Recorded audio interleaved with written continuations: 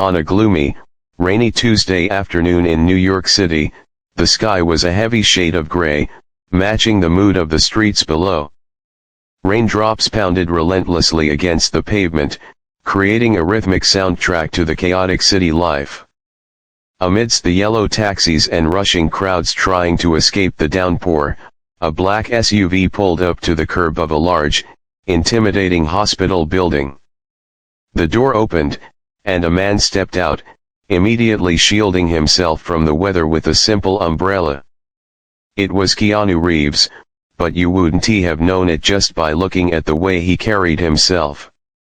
There was no entourage, no screaming fans, and no flashing cameras. He was completely alone.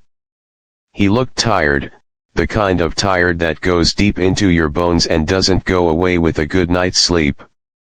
He was dressed in clothes that looked like they had seen better days, a worn-out leather jacket that had softened with age, a pair of dark jeans, and scuffed boots. On his head, he wore a faded baseball cap pulled low, almost covering his eyes. He didn't walk with the confident stride of a Hollywood superstar who owns the red carpet. Instead, his shoulders were slumped slightly forward, and his hands were shoved deep into his pockets. He looked like any other person in the city who was carrying a heavy burden, someone just trying to get through the day. As he walked toward the automatic glass doors of the hospital, he kept his head down. He wasn't being rude, he just wanted to be invisible. He wasn't there for a movie premiere or a press junket. He wasn't there to be seen. He was there because someone he cared about was hurting behind those white walls. A friend of his, a former stunt double he had worked with on many action films, was in the intensive care unit. The friend had taken a bad fall during a recent stunt and was recovering from a serious surgery. Keanu hadn't left his side much for the last few days, but today he had been forced to step out for a meeting and had just rushed back as soon as it was over. The automatic doors whooshed open, and the smell of the hospital hit him instantly. It is a very specific smell, a mixture of strong antiseptic cleaners, old coffee, and cold air. It is a smell that always reminds people of sickness and worry, no matter how many times you visit. The lobby was bustling with activity. Doctors in white coats moved quickly with clipboards in hand, nurses hurried past with trays of medicine, and orderlies pushed wheelchairs through the crowded hallways. The air inside was cold, much colder than the rainy air outside, and the fluorescent lights buzzed loudly overhead, casting a harsh, artificial light on everyone's face. Keanu made his way to the information desk, keeping his cap low. He asked a distracted receptionist for the room number, even though he already knew it by heart. It was just a way to seem like a normal visitor. He spoke softly, his voice raspy and low. The receptionist didn't even look up, just pointed down the hall and told him to take the elevators. He nodded a quiet thanks and moved on, blending perfectly into the stream of people. He walked past the gift shop, which was filled with colorful balloons and stuffed bears that seemed out of place in such a serious building. He passed a group of volunteers knitting in the corner. Everywhere he looked, there were people dealing with their own emergencies. A woman was crying softly into a phone near the elevators. A man was arguing with an insurance agent on a bench. Keanu observed all of this with a sad look in his eyes. Despite all his money and fame, he couldn't fix what was happening to these people, and he couldn't fix what was happening to his friend. This reality made him feel small. He decided to stop by the waiting area near the ICU before going up. He needed a moment to collect himself. The waiting room was packed. Every plastic chair was occupied, and people were even sitting on the floor or leaning against the walls. The air was thick with anxiety.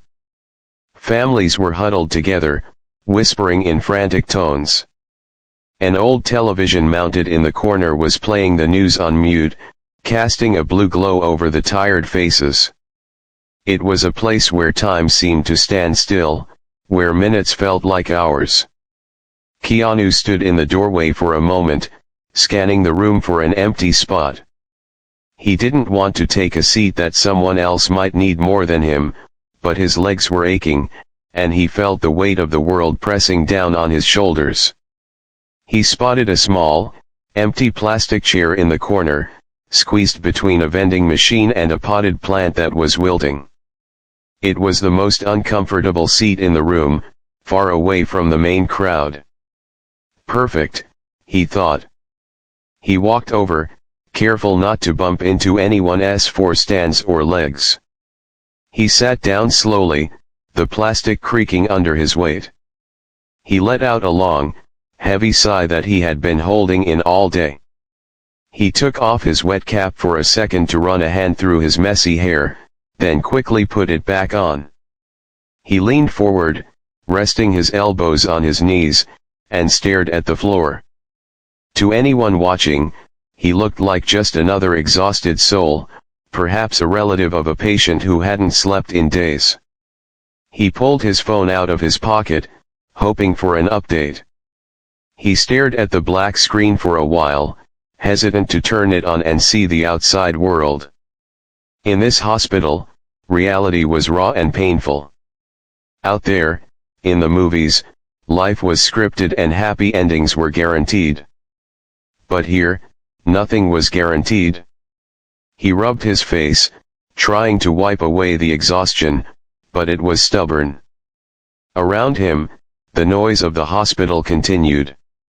The wheels of a heavy food cart squeaked down the hallway. A baby cried in the distance. The elevator dinged repeatedly. Keanu sat there, motionless, trying to make himself as small as possible. He watched a young child drop a toy car on the floor and saw the desperate look on the mother's face as she picked it up. He saw an elderly man holding a framed photograph, waiting for news that might never come. These were the stories that mattered, Keanu thought.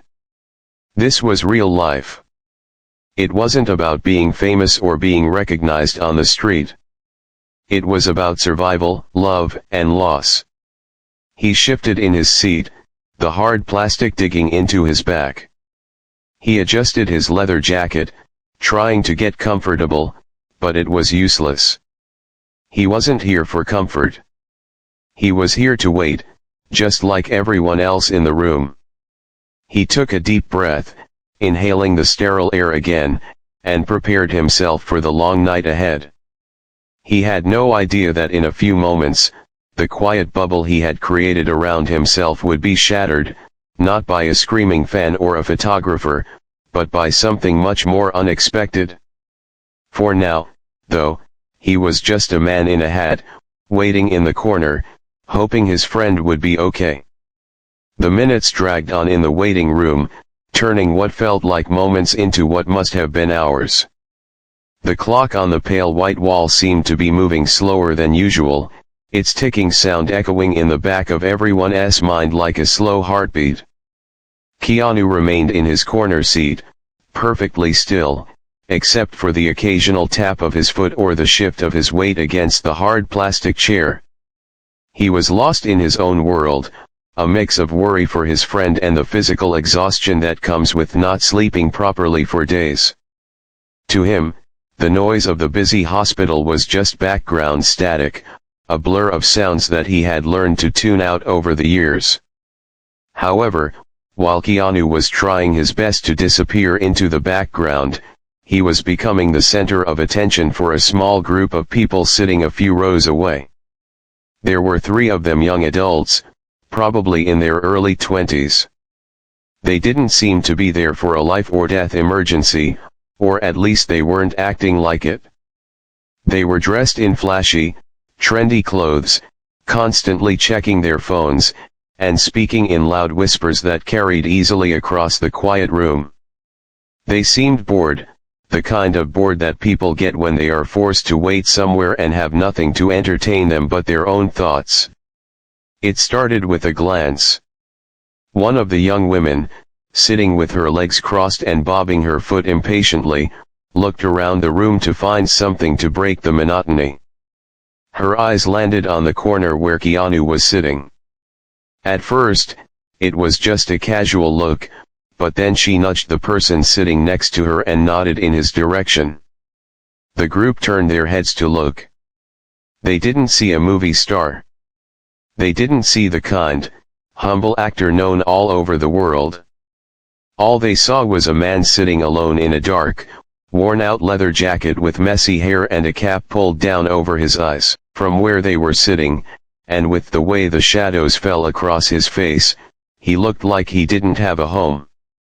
They saw the old clothes and the tired posture and immediately made a judgment. It was a harsh, snap decision that people often make when they don't know the full story. Instead of seeing a man waiting for a sick friend, they saw someone they thought was beneath them, someone they could use for a quick laugh to cure their boredom. Whispering soon turned into quiet giggling. It was that specific kind of laughter that isn't meant to be heard by everyone but is loud enough to make the target feel uncomfortable. They were making jokes about his appearance, poking fun at his boots and the way he was staring at the floor. They whispered things like, "Do you think he lives here, and what is with that jacket?" They were feeding off each other's cruelty, getting a little bit louder and a little bit braver with every comment. Keanu didn't react at first. He has dealt with paparazzi and public scrutiny for decades, and he has learned to build a mental wall. He kept his eyes on his phone, though the screen remained dark. He could hear them, of course. It is impossible to block out voices that are deliberately trying to be heard. He tightened his jaw slightly, a small reflex to the sting of their words, but he refused to give them what they wanted. He didn't look up, and he didn't move. He just sat there, taking the high road, hoping they would eventually get bored and stop. But the group didn't stop. In fact, his lack of reaction seemed to annoy them. They wanted a response. They wanted him to turn around so they could feel the power of their mockery. The young woman who had first spotted him seemed to be the ringleader. She was tossing her hair and looking at her friends, performing for an audience. She couldn't understand why this scruffy man in the corner was ignoring her. In her mind, her behavior was harmless fun, a way to pass the time in a dreary hospital. She didn't think about the fact that real people have real feelings, or that this man might be going through the worst day of his life. The atmosphere in the waiting room began to change. Other people, tired patients, and worried family members, started to notice what was happening. An older man sitting across from Keanu looked up from his newspaper and shot a dirty look at the group, but they didn't care. A nurse walking by slowed her pace and frowned, but she was too busy to intervene. The air in the room grew heavy with awkwardness. It was that awful feeling you get when you know something wrong is happening and nobody is stepping up to stop it. The silence of the room was being poisoned by the group's laughter. Then, the ringleader decided she needed to escalate things. Whispering wasn't getting the reaction she wanted. She stood up, smoothing out her expensive clothes, and walked a little closer to where Keanu was sitting. She wasn't coming over to ask if he was okay, and she certainly wasn't coming over to apologize. She was coming over to make a scene. She stopped a few feet away from him, hovering with a smirk on her face that was meant to look confident but actually looked quite cruel. She looked back at her friends to make sure they were watching, and then she looked down at Keanu. "Nice look," she said, her voice dripping with sarcasm. It wasn't a whisper anymore. It was a loud, clear statement meant to cut through the quiet of the room. "Really committing to the role, aren't we?" Her friends let out a burst of laughter from their seats, the sound sharp and grating against the hum of the hospital machines. It was a bullying tactic, plain and simple. They were trying to humiliate him for no other reason than that they thought they could get away with it. They assumed he was someone who wouldn't fight back, someone who had no status or power. They thought they were safe in their cruelty. For a moment, time seemed to freeze in the waiting room. The people nearby stopped what they were doing. The man with the newspaper lowered it completely. A mother pulled her child closer to her side. Everyone was waiting to see what would happen next. Would the man in the corner yell? Would he get up and leave? Would he start a fight? Keanu remained in his seat, his back slightly turned to them, but the tension in his shoulders was visible. He was gripping his phone tightly in his hand. It was a situation that no one enjoys being in, a moment where public embarrassment clashes with personal dignity. The laughter continued for a few more seconds, echoing in the sterile space, bouncing off the white walls and the cold floor. It was a truly ugly moment in a place that was supposed to be for healing. The young woman stood there, expecting him to cower or look ashamed. She felt powerful in that moment, holding the attention of the room. But she had made a grave misjudgment. She had judged a book entirely by its cover, assuming that the clothes on the man's back defined who he was inside. She thought she was the main character in the story, and that he was just a minor extra there for her amusement. She had no idea that the man she was laughing at was a person known worldwide for his kindness, and she had no idea that his calm response was about to teach her a lesson she would never forget. As the laughter started to die down, leaving a ringing silence in its wake, Keanu slowly began to move. The ringleader straightened her posture, ready for his reaction, thinking she had won this little interaction. But the room was about to see that real strength doesn't come from making fun of people. Real strength comes from how you handle yourself when people are trying to bring you down. The words "nice look" hung in the air like heavy smoke, refusing to fade away. The young woman who had spoken them stood with her arms crossed, a smirk plastered firmly on her face. She was waiting for a reaction. She wanted the man in the corner to shrink, to cover his face, or perhaps to mutter an apology and scurry away. That is how these things usually go in her world. She throws a stone, and the target retreats.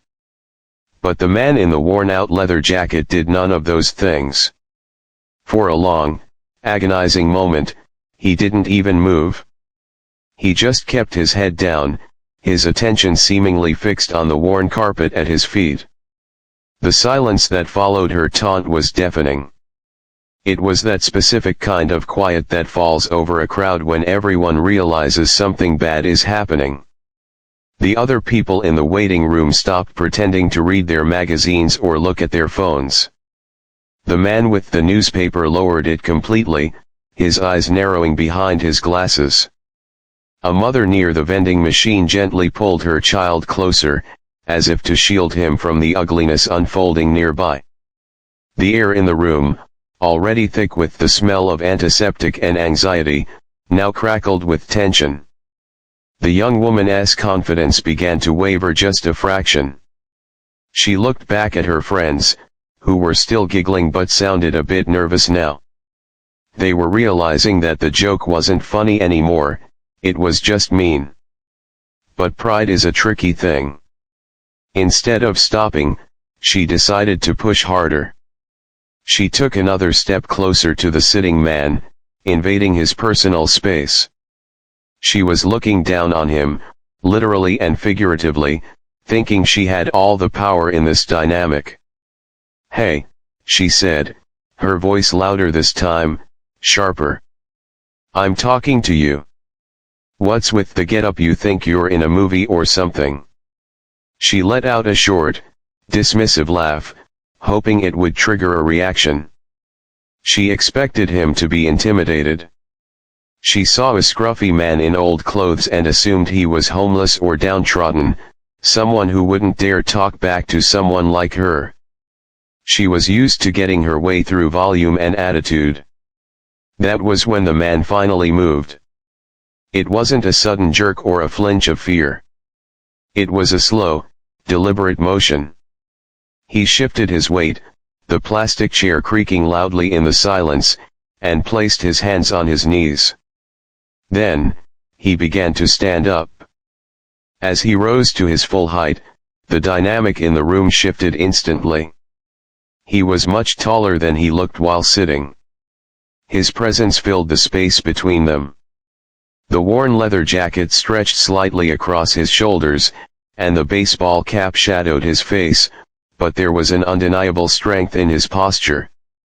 The young woman took an instinctive step back. She hadn't realized how close she was until he was standing right in front of her. The smirk on her face faltered, replaced by a flicker of uncertainty. Her friends stopped giggling entirely, their eyes wide as they watched the scene unfold. Keanu didn't say a word at first. He simply lifted his head. The brim of his cap cast a shadow over his eyes, but as he looked up, the light caught the sharp, defined line of his jaw. He didn't look angry. He didn't look like he wanted to fight. He looked at her with a gaze that was calm, steady, and deeply piercing. It was the kind of look that sees right through people. It wasn't a look of judgment, it was a look of quiet curiosity, as if he was genuinely trying to understand why she felt the need to be cruel. The woman opened her mouth to speak again, to regain control of the situation, but the words died in her throat. There was something about his stillness that disarmed her. He wasn't fidgeting or looking around for help. He was just standing there, solid as a rock, waiting for her to finish her performance. "Do you think this is funny?" he asked softly. His voice was not what she expected. It wasn't rough or aggressive. It was quiet, raspy, and polite, yet it carried more weight than a shout. It cut through the background noise of the hospital, silencing the chatter of nurses and the beeping of machines. The woman blinked, caught off guard. I was just saying," she stammered, her bravado crumbling under his calm scrutiny. "You look ridiculous." Keanu didn't flinch. He didn't look down at his clothes or apologize for his appearance. He just kept looking at her, his eyes unreadable. "We are in a hospital," he said, his tone level and matter of fact. "People here are scared. They are worried about people they love. It seems like a strange place to make fun of someone." The room felt even smaller now. Everyone was holding their breath. This wasn't the reaction the bully usually got.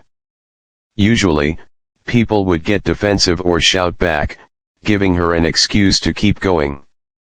But he wasn't giving her that fuel. He was holding a mirror up to her behavior, and she didn't like what she saw. The woman's face flushed red.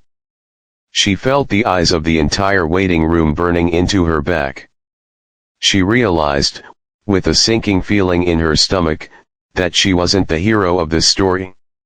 She was the villain. The realization made her angry, but also deeply embarrassed.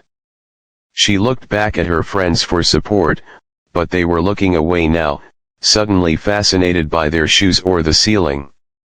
They wanted no part of this. "I didn't mean anything by it," she mumbled, crossing her arms tightly over her chest, a defensive gesture. Keanu watched her for another second. He could see the cracks in her armor. He could see that her behavior came from a place of insecurity or boredom, not true malice. It didn't excuse it, but it made him feel pity rather than anger. He didn't want to humiliate her the way she had tried to humiliate him. That wasn't who he was. He shifted his weight, ready to end the interaction. He wasn't interested in a lecture or a moral victory.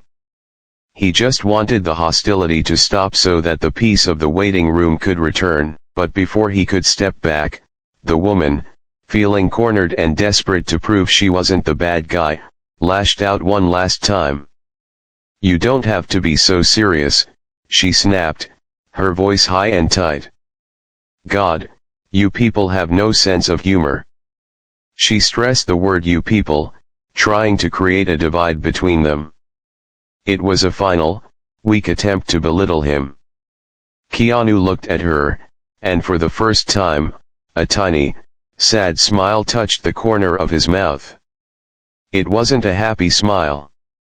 It was the smile of someone who has seen enough of the world to know that kindness is rare, and that people often hurt others because they are hurting themselves. "I have a great sense of humor," he said quietly. "I just don't think laughing at someone else's expense is very funny." He let those words hang in the air. Simple words, spoken without hate, but they hit the woman with the force of a physical blow. She stood there, mouth slightly open, completely out of arguments. She had thrown her best punches, and he had caught them with grace. The tension in the room was at its breaking point. Everyone was waiting to see what would happen next. Would he yell, would he call security, or would he do something else entirely unexpected? Keanu reached into his pocket, and for a split second, the woman flinched, afraid of what he might pull out. But when he withdrew his hand, he wasn't holding a weapon or a phone. He just had his keys. He looked at her one last time, his expression softening from piercing to just plain tired. "You have a good evening," he said politely, as if they had just bumped into each other in a grocery store aisle. Then, slowly, he turned his back on her. It was a dismissal, but not a rude one. It was a clear signal that the conversation was over and that she held no more power over him. The woman stood rooted to the spot, her face burning, as the man she had mocked turned his attention back to the important things in life, leaving her to deal with the silence she had created. She didn't know it yet, but the most surprising part of this encounter wasn't over. His calm response wasn't just about ending the fight, it was about to change the energy of the entire room in a way no one expected. The young woman stood frozen in the middle of the waiting room, her face turning a deep shade of red. It wasn't the flush of anger anymore, it was the burning heat of embarrassment. The silence that filled the space was heavier than before, pressing down on her shoulders. She looked around the room and saw that no one was laughing with her now. In fact, people were openly staring at her with looks of disapproval. The man with the newspaper was shaking his head slowly. A nurse walking by gave her a stern look. The group of friends she had been trying to impress were suddenly busy looking at their own shoes, pretending they didn't know her. She felt very small, and for the first time, she realized she was the one who looked ridiculous, not the man in the leather jacket. Keanu didn't gloat. He didn't stand there with a triumphant smile, enjoying her discomfort. He simply looked at her with a gaze that was entirely void of hatred. It was a look that acknowledged her presence but dismissed her cruelty. He took a slow, deep breath, as if he was physically letting go of the negative energy she had brought into the room. Then, he did something that surprised everyone, including the woman who had just mocked him. Instead of walking away to put distance between them, his eyes shifted away from her and landed on a small child sitting nearby. The little boy, who couldn't have been more than 5 years old, was crying softly. He was tired, hungry, and overwhelmed by the strange and scary environment of the hospital. His mother looked exhausted, gently rocking him, but nothing seemed to help. Keanu watched them for a second. His expression softened, the hard lines of his face relaxing into something incredibly gentle. He reached into the pocket of his worn leather jacket. The young woman watched his hand, her body tense, but he wasn't reaching for anything to threaten her. He pulled out a wrapped granola bar, something he had grabbed earlier in the day when he realized he might miss lunch. It was a small, simple thing, but to him, it was something he could give. Keanu took a step toward the mother and child. The entire room seemed to lean forward, watching this unexpected turn of events. He crouched down on one knee so he was at eye level with the crying boy. He didn't say anything at first, he just held out the snack. The little boy stopped crying for a moment, his eyes wide and curious. He looked at the man, then at the colorful wrapper. "It's chocolate," Keanu said softly, his voice just loud enough for them to hear. He offered a small, reassuring smile, the kind that makes your eyes crinkle at the corners. "It might help." The mother looked up, startled. She saw a man in scruffy clothes, but she heard the kindness in his voice. She hesitated for a split second, then saw the genuine warmth in his eyes. She nodded slowly, a grateful smile touching her lips. "Thank you," she whispered. The boy took the bar, his tears drying up instantly as he clutched the treat. Keanu patted the boy's shoulder lightly, a gentle, human touch that grounded the moment. He stood up slowly, his knees popping just a little bit. He nodded to the mother, a silent acknowledgement of the struggle she was going through, and turned back to where the young woman was still standing. She looked confused now. Her brain was trying to process what she was seeing. This man she had labeled a bum, a nobody, had just shown more class and compassion in 30 seconds than she had shown in her entire time there. The power dynamic had completely flipped. She was no longer the bully, she was the student in a classroom she didn't know she had entered. Keanu looked at her one last time. He didn't look angry. He didn't look superior. He actually looked a little bit sympathetic toward her. He understood that happy, fulfilled people don't go around mocking strangers in hospitals. He knew that her behavior was a symptom of her own unhappiness. "I hope your day gets better," he said to her. He didn't say it sarcastically. He didn't say it to prove a point. He said it with absolute sincerity. He meant it. He genuinely hoped that whatever was making her act this way would resolve itself, so she could find some peace. It was the ultimate burn, not because it was cruel, but because it was so decent that it left no room for argument. The woman opened her mouth, but no sound came out. She wanted to apologize, or maybe she wanted to run away, but her feet felt like they were stuck to the floor. She felt a wave of shame wash over her, so strong it made her feel dizzy. She had judged a book by its cover, and she had been completely wrong. She realized she had tried to hurt someone who was clearly capable of so much love.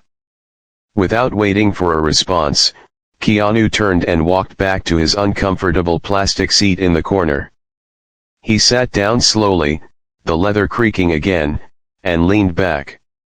He picked up his phone, finally turning it on to check the time. The confrontation was over for him. He had treated the situation, diffused the negativity, and gone back to his own business. But the room was different now. The heavy, awkward tension was gone, replaced by a lingering sense of awe. The people who had witnessed the exchange looked at the man in the corner with new eyes. They whispered to each other, pointing not out of mockery, but out of respect. "Did you see that?" an older man whispered to his wife. He didn't even raise his voice. "He handled that beautifully," the wife replied, shaking her head in admiration. "More people should be like that." The young woman and her friends were no longer the center of attention. They had faded into the background, irrelevant in the face of the quiet drama they had just witnessed. The friends were looking at the young woman with disappointment, and she was staring at the floor, wishing she could disappear. She realized she had learned a lesson that day, a lesson about humility and kindness that she wouldn't soon forget.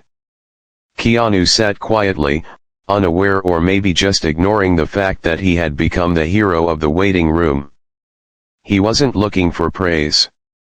He was just a man waiting for news, trying to be a good human being in a difficult world. As he sat there, Scrolling through his messages, the atmosphere around him felt lighter. The beep of the machines didn't seem as harsh, and the voices of the nurses seemed softer.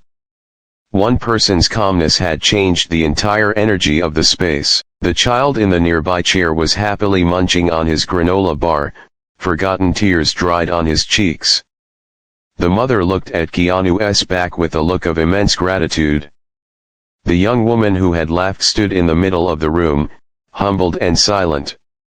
It was a simple sequence of events, but it carried a profound truth, that you don't need money, fame, or fancy clothes to make the world a little bit better. You just need a kind heart and the courage to use it. As Keanu sat there, checking his watch, the realization of who he actually was began to ripple through the room like a slow wave. Someone near the gift shop had a clearer view of his face as the light shifted. They nudged their companion, eyes wide. The whispers started to change tone, from admiration to shock. The woman who had mocked him stood there, listening to the rising murmurs, completely unaware that the man she had just tried to humiliate was one of the most famous actors on the planet. The realization was just around the corner, waiting to hit her with full force. The whispers started near the gift shop, where a few people had gathered to look at magazines. One woman, standing closer to the corner where the man sat, suddenly froze. She squinted her eyes, leaning forward slightly to get a better look at the profile of the man in the leather jacket. She watched the way he rubbed his beard, the specific shape of his nose, and the way his hair fell messily from under his cap. It was like a puzzle piece clicking into place in her mind. She turned to her friend, her eyes wide with disbelief, and covered her mouth with her hand to stifle a gasp. "Oh my goodness," she whispered, though in the quiet room, it carried quite far. "That is Keanu Reeves?" The name hung in the air for a second before the reality of it set in. At first, a few people chuckled, thinking she was joking. But as more people looked, really looked, the laughter stopped. The recognition spread through the waiting room like a ripple in a pond. One by one, heads turned toward the corner. The man who had been mocked for looking like a homeless person was actually one of the most famous and beloved actors in the world. The realization was electric. The mood of the room shifted instantly from awkward tension to stunned silence. The young woman who had laughed at him earlier heard the whisper. She was standing there with her arms crossed, still trying to look tough, but her face went pale. She looked at her friends, whose eyes were now popping out of their heads. They were staring at the man in the corner, then back at her, their jaws dropped. They were realizing exactly what she had just done. She had tried to humiliate a movie star, a man known for being one of the nicest people in Hollywood, and he had responded by being kind to a child and polite to her. The irony of the situation was crushing. She turned around slowly to face him. He was still looking at his phone, completely unaware of the epiphany happening around him. Now that she knew who he was, she couldn't believe she hadn't seen it before. The face that was on posters in millions of bedrooms, the star of action movies she had cheered for in theaters, was sitting right there. And she had treated him like dirt. She felt a wave of nausea wash over her. The shame didn't just burn, it felt like a heavy weight in her stomach. She wanted the floor to open up and swallow her whole. She wanted to run out of the hospital, but her legs felt weak. The room was buzzing now, but it was a different kind of buzz than before. People weren't laughing anymore. They were whispering in excited tones, but they were also being incredibly respectful. No one rushed him. No one pulled out their phones to record him. It was as if his calmness had infected the entire room. They had just watched him handle a bully with grace and give a snack to a crying child without asking for anything in return. Seeing a celebrity do that in real life, without cameras rolling, created a sense of awe that no movie could match. Keanu finally shifted in his seat. He could feel the change in the atmosphere. He could sense that dozens of eyes were now fixed on him. He looked up, his eyes scanning the room. He saw the looks of recognition, the surprised smiles, and the nodding of heads. He knew that his cover was blown. He didn't sigh or look annoyed. Instead, he gave a small, shy nod to the room, a silent acknowledgement that said, "Yes, it's me, but please, let's keep it normal." He stood up, brushing a piece of lint off his jeans. It was time for him to head up to the ICU. As he stood, the room seemed to hold its breath. The young woman flinched, terrified he was going to walk over to her and say something sarcastic. She deserved it. She expected him to expose her, to point her out and tell everyone how rude she had been. But that wasn't who he was. He glanced briefly in her direction, but his eyes didn't linger. He didn't glare, and he didn't smile smugly. He looked right through her, treating her exactly as he had before, like a human being who made a mistake, but not an enemy. He walked over to the trash can near the elevators and threw away a small wrapper from his pocket. Then, he adjusted the strap of his bag and looked at the elevator doors. The crowd seemed to part for him automatically, creating a wide path. It wasn't out of fear, but out of respect. As he walked, the mother of the little boy reached out and gently touched his arm. He stopped and turned to her. "Thank you," she whispered sincerely, looking him in the eyes. "For what you did. And for being, you." Keanu smiled at her. It was a genuine, warm smile that reached his eyes.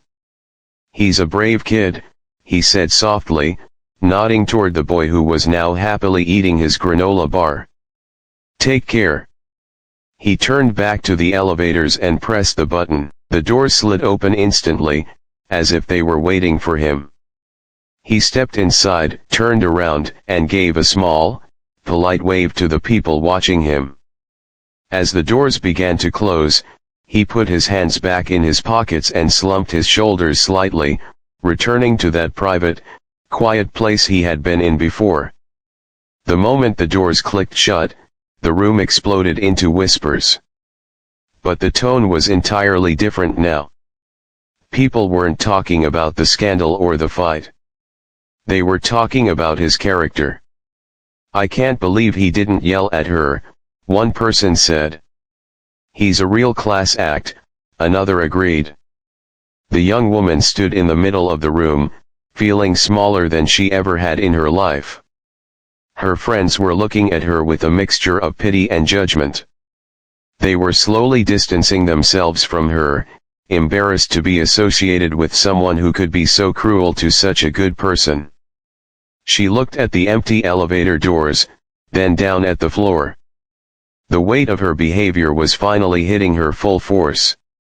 She realized that she had been tested that day, not by a quiz or a job interview, but by a simple interaction with a stranger. And she had failed. She had shown the world who she was petty and judgmental, while he had shown the world who he was kind and resilient. She walked over to an empty chair on the far side of the room and sat down. She didn't say anything for the rest of the wait. She just sat there, thinking. The experience had changed her. It wasn't a magical fix, but it was a crack in her armor. She knew she wouldn't be so quick to judge people by their clothes or their appearance again. She had learned a valuable lesson about class.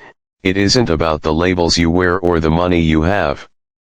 It is about how you treat other people, even when they are treating you badly. Upstairs, Keanu walked into the ICU waiting room, ready to support his friend. He didn't feel like a hero. He just felt like a guy doing his best. The incident downstairs was already fading from his mind. He didn't hold on to grudges. He didn't let the negativity of others stick to him. He was just Keanu, moving through the world with a quiet grace, proving that true power is found in kindness, and that the best response to hate is always love. As the rain continued to pour against the hospital windows, inside those walls, the mood had been completely changed, not by a blockbuster movie, but by a few simple acts of decency.